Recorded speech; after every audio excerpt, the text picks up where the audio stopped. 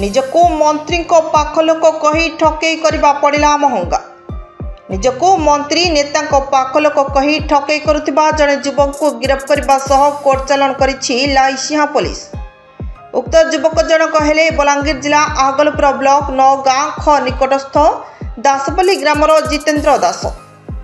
जितेन्द्र निजको मंत्री लोक कही डाक्तरखाना चाकरी बदली पदोन्नति सह ठिका काम सहयोग करिबार प्रतिश्रुति देई लोकंक ठारू लक्षाधिक टंका नेउथिबा नै एक निर्दिष्ट गणमाध्यम रे प्रकाश पाइथिला।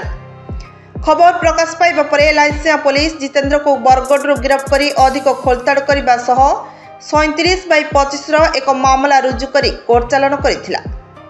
कोर्टे जामिनी नामंजूर हेबारु अभियुक्त को जेल जिबाकु पड़िछि। सूचना मुताबक अभियुक्त जितुर मंत्री नेता सह फोटो उठाइबा शौक थिला। पूर्वतन मंत्री सुशांत सिंह और वर्तमान राज्य मंत्रिमंडल अनेक मंत्री को भेटी सही समय फोटो सामाजिक गणमाध्यम रे शेयर करी निजे मंत्री पाख लोक बोली लोक को प्रलोभित करुथिला।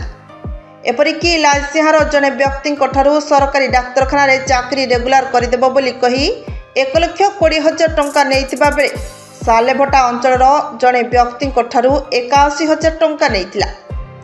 नयागढ़ अंचल जड़े नर्सिंग ऑफिसर को कैपिटल हॉस्पिटल को बदली करदेव कही 2टी पर्याय फोन पे रे 50,000 टंका नैथिला।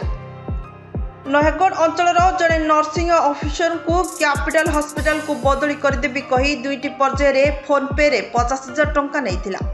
नयागढ़ नर्सिंग कर्मचारी बदली मामला रे सरकारी लोगो लगी स्वास्थ्य मंत्री नाँ लेटर पेड व्यवहार होइछि।